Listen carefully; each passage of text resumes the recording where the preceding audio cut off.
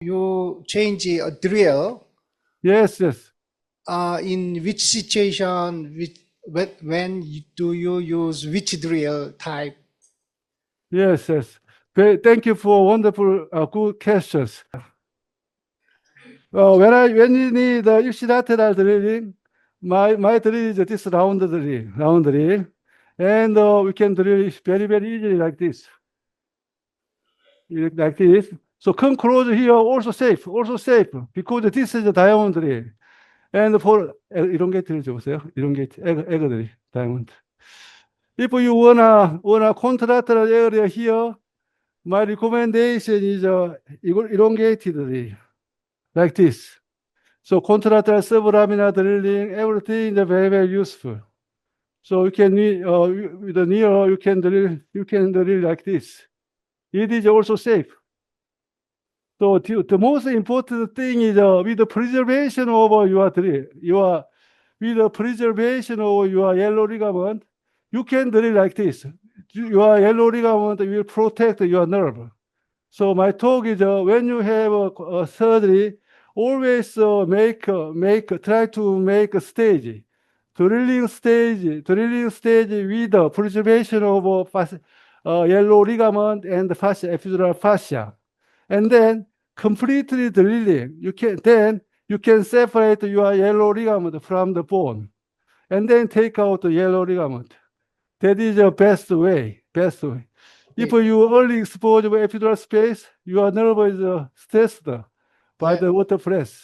You can see very well pulsation of cord. I believe its symptom should be very good. I hope you watch the MRI on the live view. You can see the MRI view, very severe compression when they have neck extension. Okay. There is one question from Pro. Yes. Actually, two questions. The first thing, what is the irrigation setting? Is it gravity or pump? Gravity. Only gravity. Look at this. Sorry, how high is it from? Let me know who are you, please. I'm Sang Lee. Yeah. So, I never use the pump. Always use the gravity. Okay. And the second question is, this is not a common surgery. So how many cases do you recommend to finish the lumbar bipolar surgery before trying central decompression? Ordinary surgeons. Yeah. More than 500, sorry. 500. Too many. I think, minimum 100, sorry. Minimum 100. Okay. Before cervical decompression, need 100 lumbar case. Yeah, minimum. Yeah. Okay. Any more question? During your surgery, how to manage the spinal process? You always usually floating. Sorry. So we are aiming to maintaining interspinous ligament and supraspinous ligament. Usually spinous process is floating. So we cannot preserve because here is a cervical. It's very difficult to preserve. It is nearly impossible to preserve spinous process. So my one recommendation is this is bipolar surgery. Bipolar surgery is very, very dangerous. Sometimes you are here, you cannot see the instrument, but your instrument can hurt the cord. Do you understand? So I call here blind area. Sometimes your instrument here, but you are here. Okay. At this time, you can hurt your nerve. So always you have to keep in mind. Always your endoscope. Try to put your endoscope in your endoscopic eye. Okay.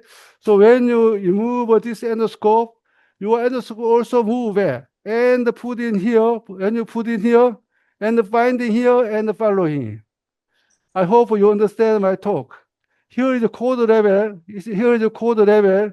So sometimes your instrument, you can lose your instrument. So your instrument can hurt your cord. Do you always perform procedure under neuro monitoring? Yeah, but I recommend neuro monitoring. But in Korean medical insurance systems, for decompression surgery, electro monitoring is not covered. So this day I didn't use the electro monitoring. But I strongly recommend electro monitoring. So you can see here the root.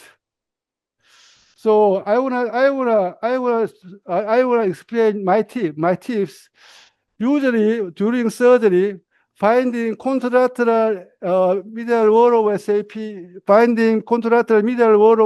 is very, very difficult. But we have to expose the medial wall of SAP. Why? Yellow ligament is attached to the medial wall of SAP.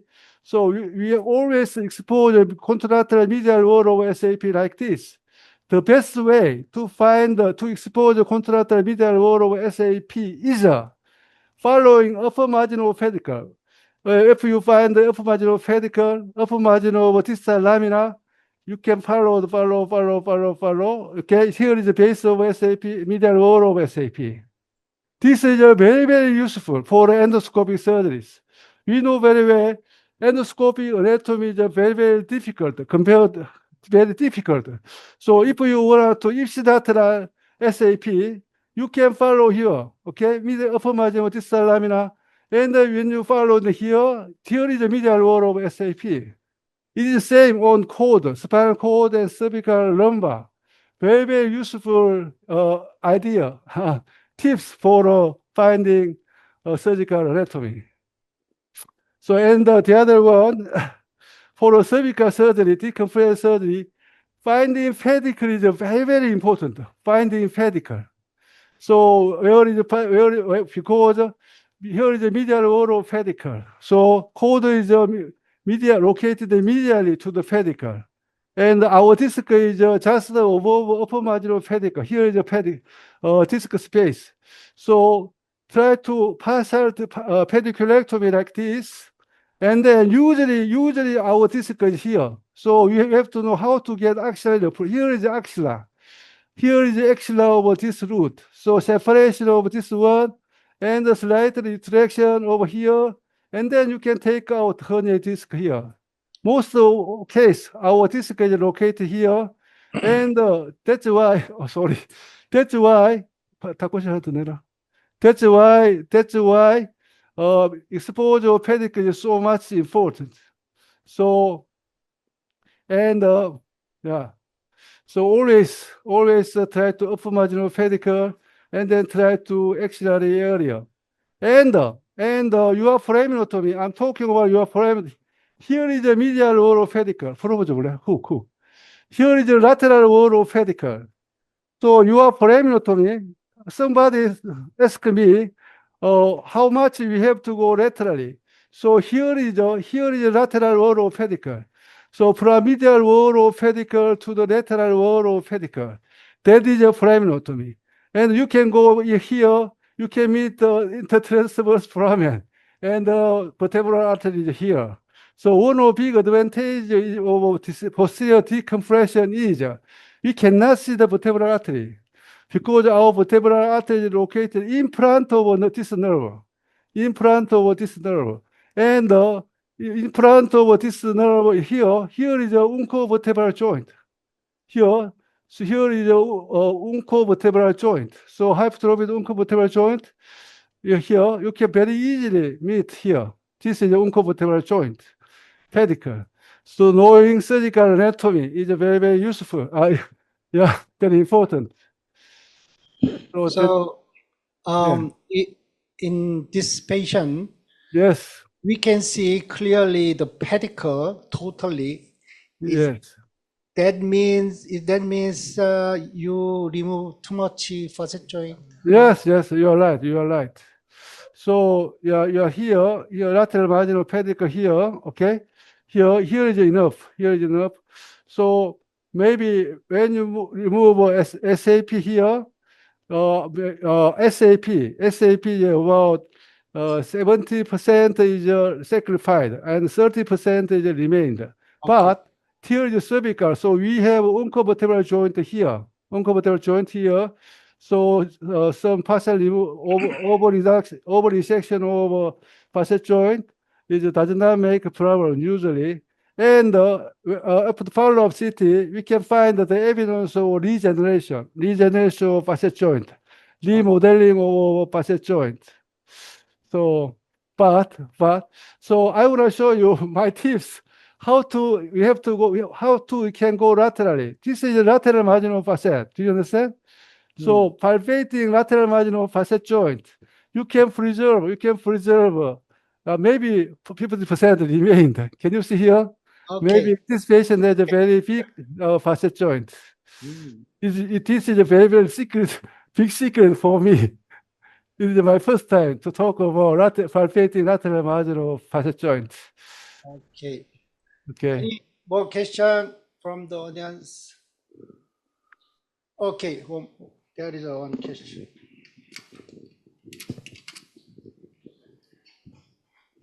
Okay, it's okay. Good afternoon, Professor Park. I'm Shen Jiaohong from Taiwan Zhonghua Christian Hospitals. I have two questions. The first is the patient position is in natural prone positions or slide extension. And the second question is for about just one question. Okay, thank you for your good questions. So making skin crease, focus here, zoom up here, zoom here. We like to concord, do you know concord position? Neck flexion positions. So making skin crease for operation field is the most important. So we don't need a skeletal retraction, only natural retraction without skeletal retraction. And try to remove a skin crease. That's all. Thank you. And another question is that you always do from the left side or any special conditions for the right side? Yeah, because for the drilling, laminar drilling, especially for lumbar, left side is much more easy. So on cervical, I like to stand left side stand. Always, all my surgery for cervical posterior decompression, I stand left side. I stand over the midline, over the top. This is over the top decompression, but sometimes I stand the left side and the skin incision on the right side. So for a cervical decompression surgery, I always stand the left side drilling. Thank you, Professor Park. Wonderful demo. Thank you for your good question. So even right side foraminotomy, you do. Yeah. This I will explain it. So that's why if you stand the left side stand and your skin incision right side, it's very, very easy to make inclination. Inclination means we can drill like these angles. So this drill we can very easily drillings. That is the inclinatory techniques. If you wanna inclinatory drillings, inclinatory drilling means preservation of superficial facet joint. Only removal of inner part of facet joint, SAP. So if you wanna that kind of surgery, you have to stand contralaterally. Okay. Yeah. Thank you for having me, surgery. and thank you for watching me, everybody. See you soon. Congratulations. I'm going to the Busan. See you soon. Okay. And we have a lot more expert UV surgeon in this room. So if you any question free about the UV for cervical, any question? Dr. Park, Jong-Yun, please comment about the surgery. Okay, my name is Jong-Yun Park from Korea. It's so impressive, and I feel there's some goosebumps because of the artist level over the operation. He used a very detailed drill work, and he do not touch the code as right as he can. So he said several times, we must preserve the ligament problem to prevent that any code damage with the the water pressure. I think that is very important. If we can do the neural monitoring, we can see that in your eye, the pulsation, every water pressure can influence the neural monitoring signal. So, okay, great. Thanks for your wonderful and fantastic operation. Thank you. Thank you, Professor. Thank you. Your very nice and skillful procedure. I'm afraid I think your procedure is too fast and skillful. So I think observers think that even the beginners think that they can do this surgery like you. But I think last comment is to perform the successfully. What is the key point of your procedure? My tip is already told you, exposure of epidural space, exposing epidural space lately as much as possible. Lately exposure of epidural space, and the preservation of yellow ligament during drillings. Yeah, that is my tips. And knowing surgical anatomy, knowing endoscopic surgical anatomy, that is also important, especially for how to find the medial wall of SAP. Because SAP is one body of distal lamina. IAP is the same body of cranial lamina. If you know that fact, your surgery becomes more easy. So an anatomical landmark for cranial end and caudal end. Cranial end, if you drill until you can drill cranially until attachment of yellow ligament. When you drill lamina cranially, you can reach the attachment of yellow ligament. And distally, caudally, distal lamina. Upper marginal distal lamina is a caudal limitation. And laterally, exposure of both medial wall of SAP. That is the extent of drillings. Okay. Thank you very much, Dr. Cheol. So we will close this session. Thank you. Thank you. See you soon.